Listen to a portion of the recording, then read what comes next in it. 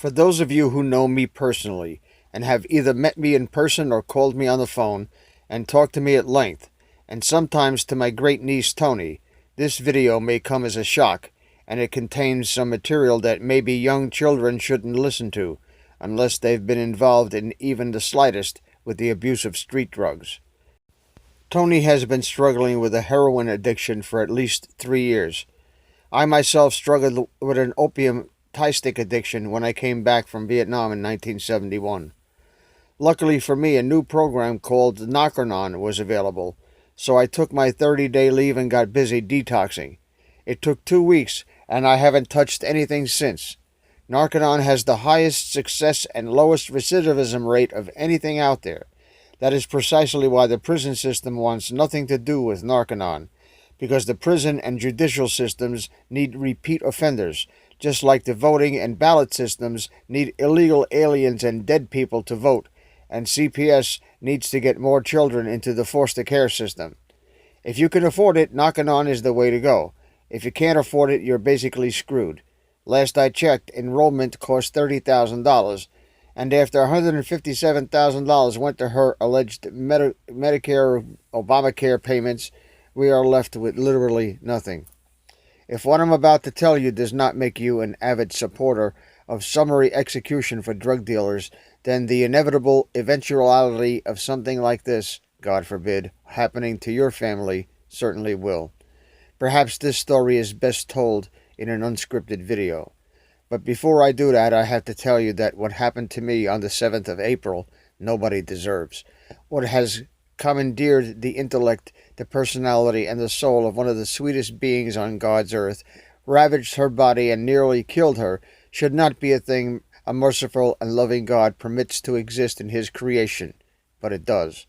What has happened to millions of innocents through the ages for thousands of years, and I'm not talking about de minimis offenses, I'm talking about satanic torture and murder, a thing which is many orders of magnitude more evil than the Nazi Holocaust or the millions of abortions. These things should not be permitted by a loving God to exist in his magnificent creation, but it does. I have no explanation. I don't know why praying with your very soul in agony, expecting a miracle, or at least a day of peace and tranquility to be thankful for, seems to bring another wave of misery, stress, and heartbreak. But worst of all, the feeling of helplessness, the realization that nothing you can do, no matter how long you try and how feverishly you engage, will make any difference at all. If you love the afflicted person and he or she ends up dead from an overdose, you'll never sleep another night mulling about the thought that there must have been something more, something different that you should have done. I recognize the etiology of PTSD here. I've been there and I've done that. Knowing how this thing works, even knowing with empirical precision, does not enable you to prevent or mitigate the problem, apparently. I guess what I'm trying to say is that whatever is going on with street drugs today isn't like it was in the 1960s. The drugs being sold on the street today are engineered bioweapons, and whatever part of that market isn't selling engineered drugs, they are selling even more dangerous concoctions of these drugs that are cut with household cleaning products, lead oxide, baking powder, talcum powder, and almost anything that comes to hand. And it doesn't seem to matter to the addict if it's known that these drugs are deadly. Once mainstream media news airs a story about a particular type or brand of street drug being particularly lethal, sales of that drug and the deaths from using it skyrocket. Now you have to believe one of two things to be able to make any sense of the empirical data. Number one, you have to believe that the addicts believe that said drug is lethal because it is just a stronger or uncut version of whatever it is. So they seek it out, take less than they normally would, and rationalize that they'll get more for their hard-earned hustle money. What they don't know is that the drug is 6 times its normal potency, and the half dose they just shot into their veins is 3 times the concentration of what they're used to. Either that or the drug is cut with cyanide or fentanyl in an amount sufficient to kill a horse. Either scenario results in the addict overdosing and possibly dying. Number 2. The addict seeking the more potent brand of the drug is in reality suicidal. Suicide to the point of not even knowing that they're attempting to kill themselves. If this is the case, then I propose to you the possibility of intent on the part of the drug manufacturer to kill the user. The dealer may not even know that the base of the drug he's selling is an engineered weapon. The net effect, knowing, unknowing, or intentional design, is the eventual death of the user. In addition, all who are involved in the long chain of distribution are responsible for the deaths of millions of innocent people, young, old, and even prenatal infants. Whether they knowingly conspired in their deaths is materially irrelevant. All of them know that what they're dealing in is illegal, and the reason why it is illegal is because this shit kills people. Just as ignorance of the law is no excuse, and neither mitigates an offense nor negates prosecution, ignorance or feigned ignorance of the inevitable result of a drug dealer's repeated offenses of selling his product to as many people as he can is no mitigating factor either. So, in light about what we know about this problem, I must pose the question, why, with all the forces that we can bring to bear, can we not in 60 years get control over this scourge? I'll tell you why. I'll tell you straight up and with no politically correct bullshit or Orwellian newspeak. We don't have control of the drug problem because no politician has the fucking balls to do what needs to be done, including our beloved president, sorry to say. They say there's a war on drugs.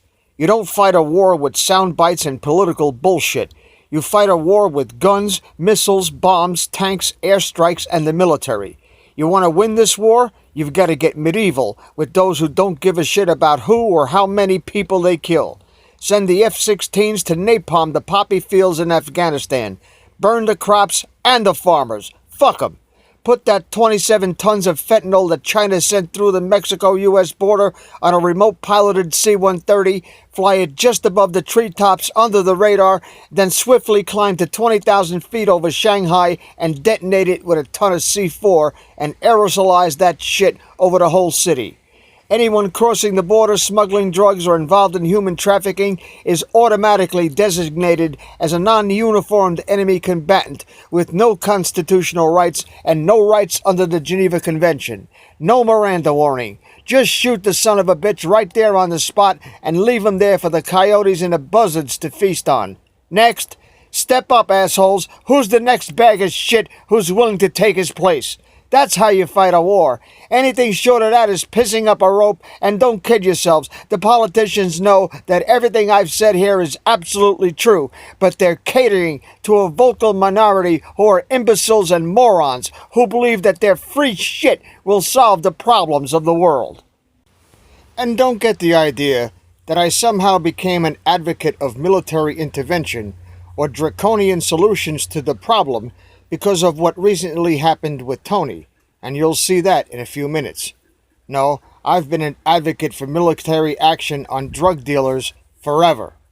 We know, and we have proven, that the clowns in America have been trafficking drugs ever since JFK and way before that. I document this fact in my book Land of Childhood's Fears, which was published in 2005. Let me tell you from first-hand experience that these clowns are no laughing matter. Like JFK said in his famous speech, it is a vast conspiracy that has an effectively unlimited budget due to their own drug and child trafficking operations, along with secret revenue appropriations from the U.S. taxpayer. JFK underestimated their capabilities, and he defied them openly and wound up dead. And the citizens who voted for him and loved him ended up with a mainstream media concocted bullshit story about who killed him and why. And as I've distanced myself as far away from these scumbags as humanly possible, primarily by disavowing my use of any drug or pharmaceutical at all, I am still affected by those I love around me being involved in the use of street drugs, namely Toni Ann, who started her addiction with prescribed pain medication. The end result is that it ruined both of our lives, and just the other day, it damn near killed her. In fact, when the paramedics arrived on the scene, she had no pulse or heartbeat. She died right in front of me, and I have enough to deal with without this. So you see why I would advocate that every single drug dealer, from street hustler to cartel kingpin, be summarily executed without a trial and be left on the spot of their execution as a visual deterrent for the next motherfucker to step in and share his fate. And I'm not holding my breath, thinking or even hoping that the government or any politician, including our beloved president, will do anything short of flapping their yaps or signing executive orders that never come to fruition. If we the people want to end this, we must do it ourselves, by any means necessary, by any methodology at our disposal. Drug dealers must be eradicated. If that means shooting them on the spot or invoking petroleum-fueled spontaneous human combustion, I'm down with that. As for Toni, as most of my subscribers know, we lost our home to the crooked bank cartels on February 27th. In retrospect, I believe it was God's way of getting us out of the marginal police state New Jersey has now turned into. So we traveled to northeast bumblefuck North Carolina and are living in a mobile home that was given to us by a friend the very day before we were evicted. In a phone call I got this morning from a subscriber who prefers to remain anonymous, it is beyond a doubt that this whole thing was set up for me to finally do what my late friend Arthur Bernklau worked on for 30 years, and that is to set up a veterans community where all the services for disabled veterans would be within walking distance of their residence. An exclusive community of disabled vet for access to services and the camaraderie which can only be shared with those who have served their country honorably and forgotten when they came back home and tried to acclimate to an ungrateful and even hostile country. The Veterans Village proposal is linked below, but I digress. Since I removed Toni from the drug environment after 3 weeks, apparently she needed her fix. So she called her dealer from where I took her to and planned to send the son of a bitch $300 by Western Union and for him to FedEx the shit here. That plan failing, she took me on a 1,400-mile drug run in a rental car for alleged surgery at Cooper Hospital in Camden, which is a short distance from where this scumbag lives. All of this time she acted normally, and I thought finally she beat this demon. I know this, and you will hear it in her own voice as I set up her Asus Zenfone 2 to auto-record all her calls and upload them to a Dropbox in the cloud where I could access them from my phone. I also frequently used Android's Locate My Device application to see if she was going where she said she was going. So it is not my lack of vigilance, it was her skill in the manipulation of my affection that caused me to miss the signals. So it's on me. I own this shit. On the way back to North Carolina, we stopped to get coffee and go to the bathroom at a Wawa store in Fredericksburg, Virginia. After waiting 15 minutes for her to come out, I went in to check on her and found her in the women's bathroom, dead on the floor, with a syringe still in her hand. Paramedics arrived within 5 minutes of being called, as store employees relieved me from doing CPR on a dead body. Her lips were as purple as the background of this text. Her face was blue as the star background on the U.S. flag.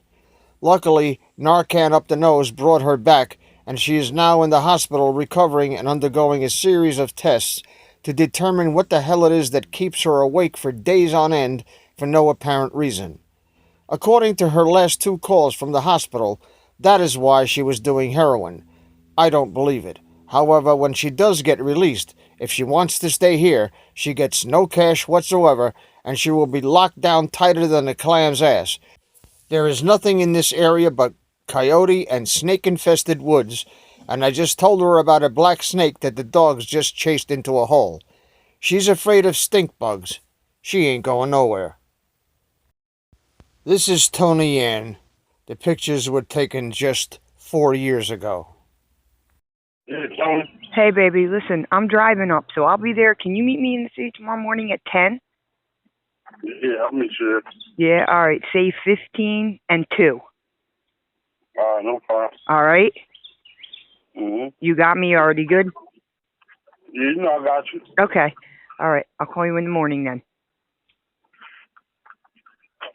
Okay, babe? All right, baby. All right, I'll see you then. Bye. After the plan to send him $300 via Western Union and for him to send drugs to her FedEx right here in West Virginia, this is a text message I found on her phone to her drug dealer from the motel room we stayed at prior to her surgery. It reads, "I'm staying at the Howard Johnson on the Black Horse Pike. Like, call you in the morning at 9. Let me know when you wake up. I got a car. I can come to you. I gotta be on the road by 10 or I wouldn't bother you so early. I'm sorry, I got 300 for you." After taking the car for 45 minutes to pay a visit to her youngest son, whose 20th birthday it was that day, and she was there because I used the locate my device feature to verify where she was. She returned and we checked out and left for the hospital in Camden, New Jersey. Apparently, either before or after her surgery, she met her dealer and got the heroin. Since the exchange was set up before the trip, I suspect the surgery was a bullshit story. I'll know for sure in a few days. If that was the case, then the ruse was Academy Award acting, and the bullshit is worthy of honorable mention from the Clinton Foundation. It is meritorious of never being trusted again, ever. After we left the hospital in Camden, we got on the interstate heading south. As I said earlier, we drove about 200 miles before stopping in Fredericksburg, Virginia at a Wawa gas station to get a few coffees and take a bathroom break. After being in the ladies' room for over 15 minutes, I went into the store to check where she was. This is what I found. I took the photo after store employees relieved me from performing CPR on a dead body as paramedics were at the door.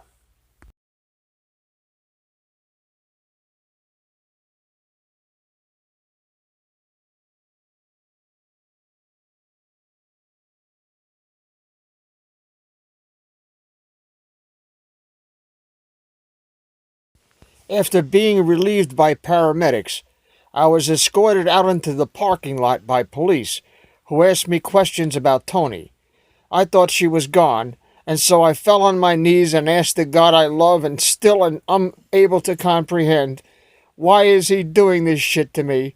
What did I ever do but to love you and try to do your work on this earth, to deserve the grief and the heartbreak I'm going through? Toni had died April 7th, 2020, at approximately 23:30 hours Eastern Standard Time on the bathroom floor at a Wawa in Fredericksburg, Virginia, on her youngest son's birthday.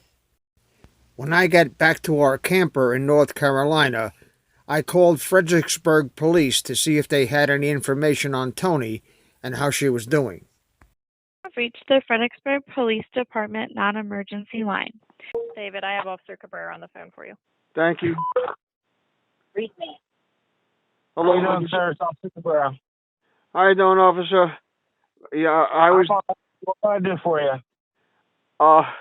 My niece Toni Gordon was taken to the hospital, Mary Washington Hospital, about 1:00. Yes, about 1:00 this morning, or a little bit before 1:00 this morning, from the Wawa on the highway. And yes, sir. I called. They won't let me in the hospital. You already told me don't even bother because they're not gonna let you in. I called them and the message says they're not gonna let nobody in. I called the emergency room. She's in the emergency room, but I don't know. I don't even know if she's alive. These fucking people with that stupid HIPAA shit. Sir, if she is alive, she's well. She was talking to hospital staff. She's alive.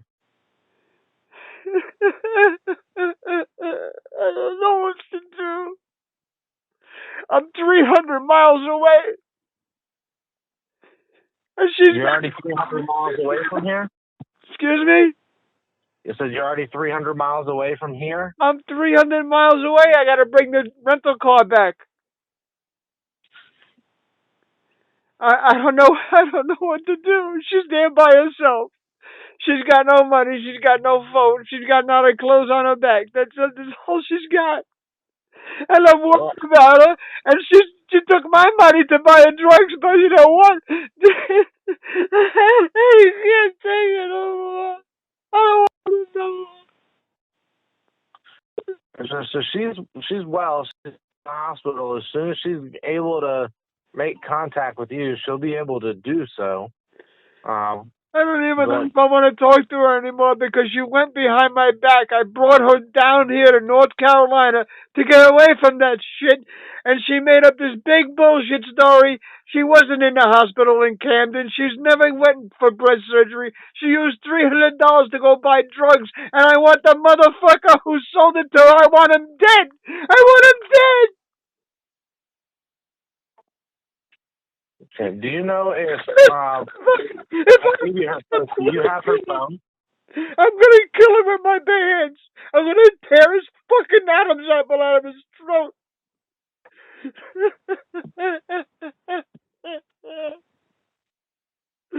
I don't know what to do. I don't know what to do. I don't want to live no more. I can't take this no more. So she'll be able to speak to you as soon as she's able. Last when I talked to nurse at the hospital, she was just sleeping. She finally got to get some sleep. Oh my God! But I talked to her in the ambulance before she even left Wawa. She was all right.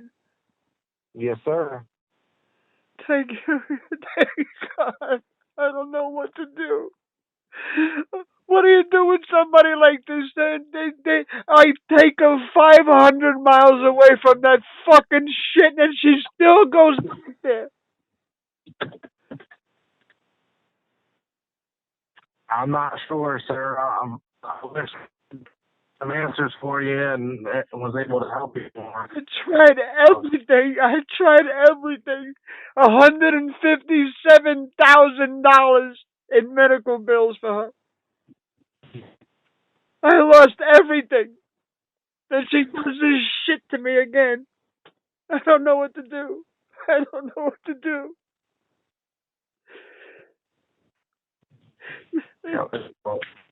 As soon as she's able to talk to you, she will reach out and talk to you. They have your phone number. They gave it to her.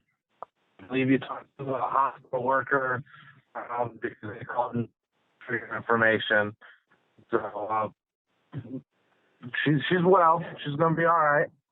And they're just watching her because of the stuff that she's done. So as soon as she's able to reach out, she will. I don't believe she has her phone. I believe I was left in the car. I got the phone number of that son of a bitch who sold her the drugs. I want him dead. I want him dead. I want this motherfucker dead. Do you know number?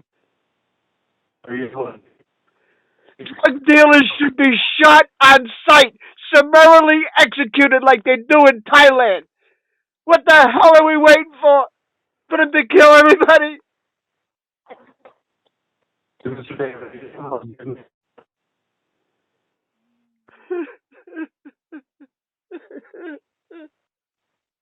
I'm sorry to take up your time. Thank you very much, officer. Please let me know if you hear anything. Yes. Her phone number that I put in this report. Yeah, that's my phone number, the one I call you on, 718 number.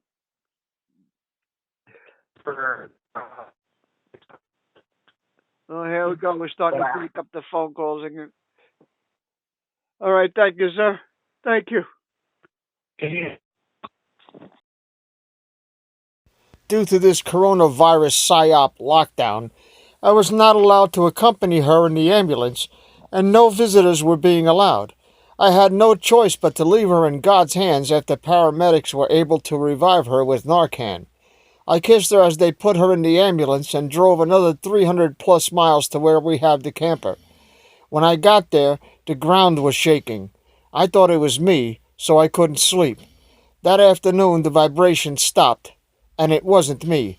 The ground was vibrating, verified by others who felt it too. In the time I was awake that morning, I went through all the calls recorded surreptitiously on her phone. That is where I found several calls to this low-life cockroach and found several texts she neglected to erase.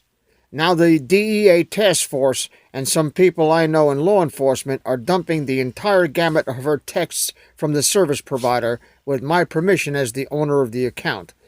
In that time, I also called the hospital several times. I was finally able to get through and talk to her. Hello? Hello? Hey! Oh my Hello? God, you died on me, Tony. You killed everything I ever owned. You fucking unbelievable what you did. Where are you? I'm back at the trailer, man. They wouldn't let me in. They're not letting nobody in to see anybody. You took my purse? They wouldn't give it to you. They wouldn't take it. They gave it to me to take. They wouldn't take it. They wouldn't. And I got your phone too. And guess what I found on your phone? Guess what I found on your phone? I will, what do you call it? Western Union, and you can Federal Express it here. You have got to be shitting me. You would bring that filth into the fucking house of a person who took you in off the street? What are you talking about? What am I talking about?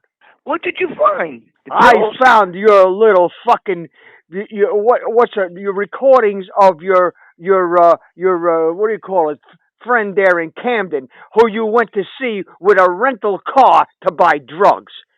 You took me on a 1,400-mile fucking drug trip, Tony.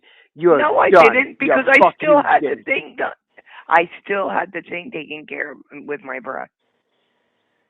Tony, it wasn't like that. It was exactly like that. It was absolutely explicit. Did you find any?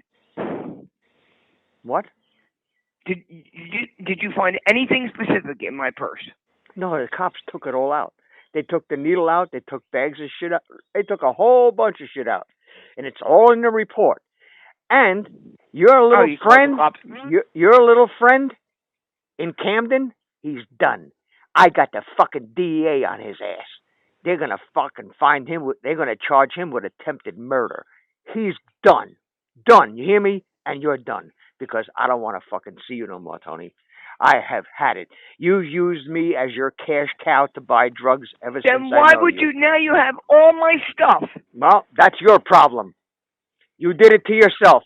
You waited till you were 200 miles outside of Camden to go into Wawa and shoot yourself up till you were dead. You were dead on the floor, Tony. Your fucking veins collapsed. Your lips turned purple. Your face turned blue, and you were dead. If it wasn't for me coming in there and finding you there, you would have been dead, and your son, happy birthday, your mommy's dead. You have no fucking compassion. You don't even know what the word love means. You don't have any fucking clue. I haven't slept since I left. I haven't slept, and I'm shaking. I feel like the ground is moving around me. You broke my heart, Tony, and I can't deal with it no more. So, goodbye. You're on your own. You're on your own. I heard everything, Tony. I saw the text. I saw everything. I got $300 for you. I have a car. I'm coming up tomorrow. I'm coming up tomorrow to cop drugs because you won't send them FedEx. And Julie knows. She says she was in the air. Oh, you got a FedEx here, huh?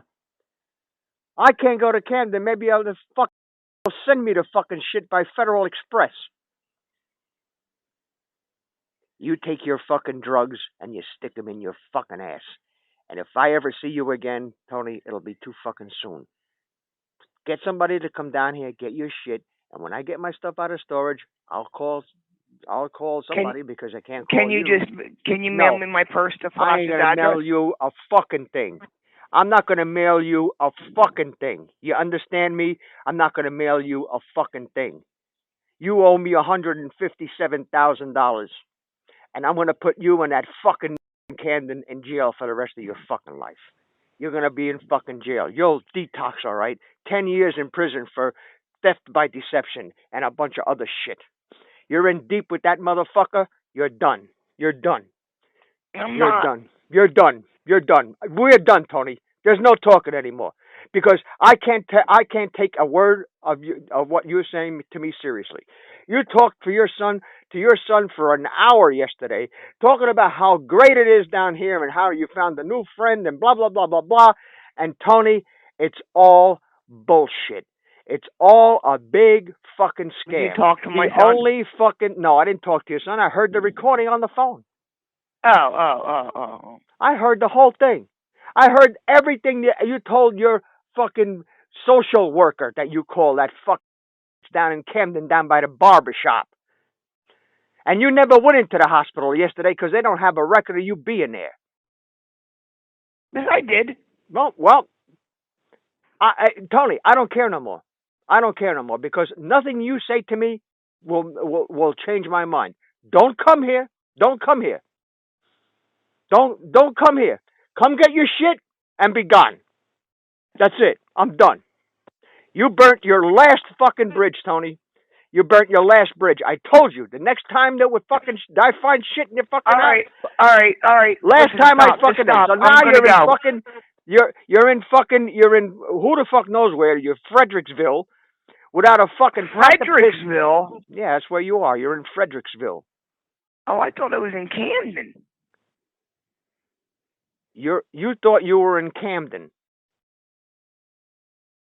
How the hell would you get from 200 miles away back to Camden in a hospital? How the fuck would that happen? Oh my God! You're in Fredericksburg, Virginia, my dear. Well, I can't call you friend anymore because friends don't do this kind of shit to people. You're in Fredericksburg, and when they let you out of that hospital, you haven't got a pot to piss in or a fucking window to throw it out of. You got the clothes on your back, and if you want another fix, you're gonna have to suck a dick because it ain't coming from me. It ain't coming from me. You destroyed my life. You destroyed my soul, Tony. I don't have a soul left because I wouldn't be talking to any human being like I'm talking to you right now if I had a soul. But I don't have a soul left, Tony. You took it and you ripped it the fuck right out of my chest. So have a nice fucking life. I hung up on her. I let her think all of that over for a day. Then I called the hospital and spoke to her several times. Obviously, this shit has a demonic grip on her to the point that she did not care about who she hurt or any of the effects or consequences of what she was doing. She was not the person she used to be, and she has not a clue even about where she is. This is the drugs, not the Tony I know. Thank you for calling Mary Washington Hospital. This is Tarisha. How may I help you? How you doing, Tarisha? My name is Dave, and I'm looking for Toni Ann Gordon. One moment. Thank you. Joe here. How you doing? Can I speak to Toni Gordon, please? Yes, you may. Thank you very much. You got my straws on the ground. Thank you. Hello. Hello. How does this? Who do you think it is? Who would be calling? Who would be calling you? I don't know. No one. When are they letting you out? I mean, they'll let me in. I mean, they wanted to put me in a psychiatric clinic because I had nowhere to go. Well, that's where you belong. You belong in a psychiatric unit because you don't have any compassion for anybody but yourself. And I listen, Toni, I love you to death. I mean that from the bottom of my heart. But I don't know how I can deal with this anymore. I don't know how. I'm never going to sleep another day in my life. And I know if you end up dead somewhere, I'm going to end up blaming myself. I'm going to end up blaming myself because I'm the one who gave you the money. Do you want me to stay the week and then call you? Yeah, stay the week and let me straighten things out over here because Julie is very upset at you, and I can't bring that shit down here, Toni. I refuse to bring that shit down here. So, you got Julie's number? No, because you have my phone. All right. What I'll do is I'm taking the car back now because it's got to go back. So what I'll do is I'll wait a day or so, and you know my number, right? Yeah. All right. Wait a day or so and call me, and we'll see what we can do. I'm not promising you anything because your promises to me have been all broken since I know you. And I cannot abide this shit any longer, Tony. I'm doing that. I'm not doing it for you anymore. I'm doing it for me.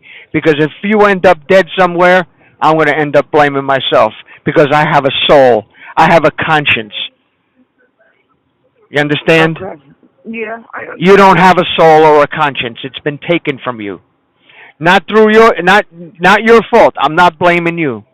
But that shit has got a grip on you, and it won't let go. And the only one who can fight that demon is you. Did they find pills in my purse? I don't know what they found in your purse. They found a needle in your purse. You had it in your hand when I walked in. And I don't know how you thought you were in Camden. How the fuck did you think that you were in Camden, 200 miles outside of Camden? Do you have my purse close by you? I have your purse. I have your phone. I have your jacket. Go in my I'm not anywhere near your purse. I'm on the road, on the way to taking a car back. Oh, okay. So I gotta stop and get gas. I gotta take the car back, and you sign in for a couple of days and find out what the fuck is wrong with you that you can't let that shit go. Because I took you out of the environment, and you're now trying to bring the environment to where we're going. So my take on this is you'll never kick that. You'll never get that monkey off your back. You'll never get the monkey off your back. And whose birthday is it today? Skylar. It's Skylar. So happy birthday, Skylar. Your mom goddamn near killed herself. Happy birthday. Well, isn't that sweet? I mean, what a birthday present that his mother would have died on his birthday. What a fucking birthday present that would have been, huh? Wouldn't that would have been really fucking. I would have thought after all this time, maybe I know you called Flash, right? No, I didn't call Flash. I didn't call Flash. I sent them text messages. I said, "Here's a text message. She's in the hospital." Gave him all the information. Gave Flash's number to the cops, but I didn't call Flash. Did you give it to Skylar? Huh?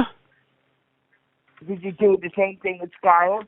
I didn't touch Skylar. I understand nothing to nobody, but Flash and. This thing right here is you. This is you right here. Yeah, it's me. No, that's not me. The Jeep is me. Yeah, Will's with me. I'm talking to her right now. I'm trying to take a cap over. There's no goddamn cap. Oh, you don't think like yeah, no. I'm at the gas station. So sign in for a day. Sign in for a week, and we'll figure out what the fuck we're gonna. Week. Huh? It's gonna be a week. It's gonna be a week. They're gonna try to get some medications to get my brain. Yeah, you need medication. Medication ain't gonna help that brain, Tony. Medication, you know what's going to help that brain? Being out in the fucking woods in a tent with the fucking polar bears with nothing but a can of Spam and a book of matches. That's what's going to fucking... Listen to me. That's not my problem. My problem is the fucking sleep shit. So the doctors are going to try to help me get that figured out. Okay? I would have been just fine if I'd have slept more than 3 days since I've been in freaking North Carolina. Okay, people need to sleep.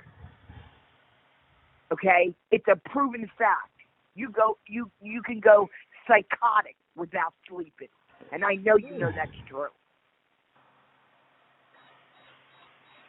So I got to figure out how I can get something that helps me sleep on a regular basis. If I can sleep on a regular basis, I'll be fine. I think I proved that already. I've been up there 2 months and didn't need that shit. It's the sleeping, Dave. I can't. It's turning. Well, what's lack of sleep got to do with you fucking shooting heroin? because it makes me sleep. Yeah, it'll make you sleep. It'll make you sleep, all right. You goddamn near slept forever last night. You goddamn near it'll make you sleep. This is what I'll You'll have no problem This sleeping after that shit. This is what I'll do. When you get back, and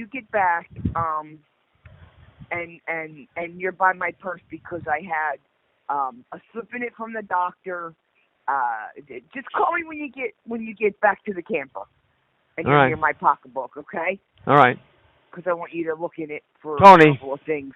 Yeah. When you I said love you. Yeah. Do you mean it, or is it just bullshit like the rest of the shit you're telling me? Are you crazy? I mean it. I mean it, Dave. Okay. You have a funny way of showing it.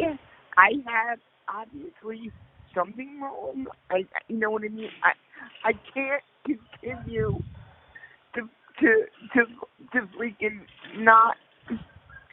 I can't continue to go on and, sleeping 1 or 2 days a week. It's driving me psychotic. I'm going to end up in a mental institution from that. Yeah, I know. Something's got to be figured out, so I'm going to have to figure it out with these doctors in the next week. And it's not by choice. Like it's a locked facility. It's not something I can just walk out of. Yeah. Okay. All right. Well, I'll call you when I get. Okay. I'll call you when I get back. Okay. All right. All right. All right. So. Bye-bye. I love you. I love you too. All right. Bye-bye. Bye-bye.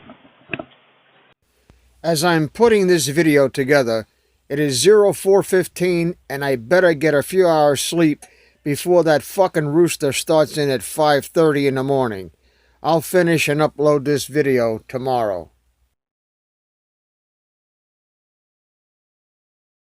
Well, that rooster didn't wake me up, although I know he was at it like he has been every day. So I slept from sheer exhaustion for 6 hours. I got up and made a pot of espresso in the French pot, and I'm going to end this video with a brief commentary and upload it by noon.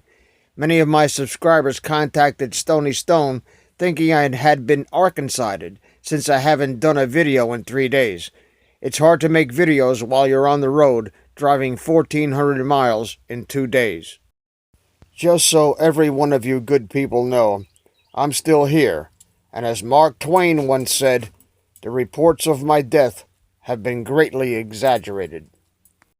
As I was finishing this, Toni called. She sounded like her normal self, and it's a miracle that she survived that ordeal. Hello? Hi, I have a phone call from Toni. Can I transfer you? Sure. 1 moment. Hi. Hi, how you doing? You feel better? Yeah, I'm gonna probably be here on Monday or Tuesday though. Really? What are they doing? They got me on like 1 or 2 different medications. Hopefully that'll help. They got to monitor it, and then just because of what happened, it's like the standard 5-day stay, so I have to stay 5 days. All right. Well, as long as you come out of there all right. Yeah. So I got to talk to the case manager about the bus ticket. I don't know what what the bus. I'm gonna have to take the bus back. I'm assuming. Okay. Well, let me know. All right, I will. I just wanted to call and check in, say hello. Well, it's good that you're doing all right. You sound okay. Yeah, I am. I'm okay. You sounded okay the day an hour before you dropped dead on the floor. I know. I mean, Toni, I heard of some fucking stupid shit, but that takes the cake by orders of magnitude. Yeah, well, I'm sorry that you had to go through that. Really, I am. I didn't mean to put you through it, but at least I've been sleeping here. Well, if you've been sleeping, that's good. You sound like you sound like your normal self. Yeah. But you sounded like your normal self 10 minutes before you went in the bathroom and killed yourself. Well, it wasn't intentional. Oh, I know it wasn't intentional. You didn't want to kill yourself, but you damn if the medics didn't arrive with that Narcan shit, you would have been dead. There was nothing I can do. Because you had no pulse. You were dead on the floor. I got pictures. Do you? Yeah, I do. No, you have to show me. The only reason I took pictures is because you're going to get back and you're going to say, no, that didn't happen. No.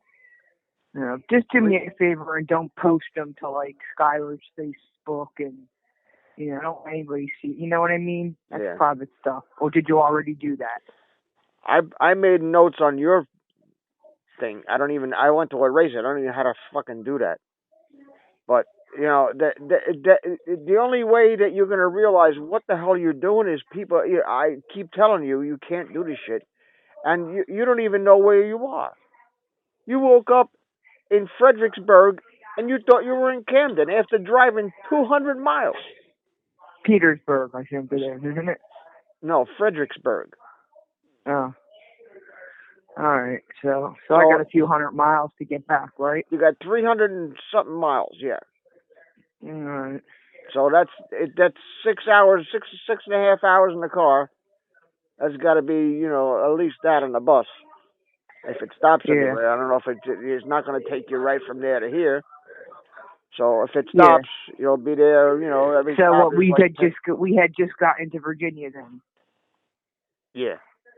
Yeah. So I got to go all the way to Virginia. That's the longest stretch. Yep. It's Virginia, then North Carolina. So. Okay. All right. So now, all right. Well, I won't keep you. I just wanted to touch in with you. I'll call you tomorrow. All right. I love you. All right. I love you too. Tell Dua I said hey. Okay. She okay? Yeah, she's okay. She's gonna call you sometime today. Okay. All right. All right. All right. I'm here. All right. I love you guys. Take care. All right. Bye. Bye.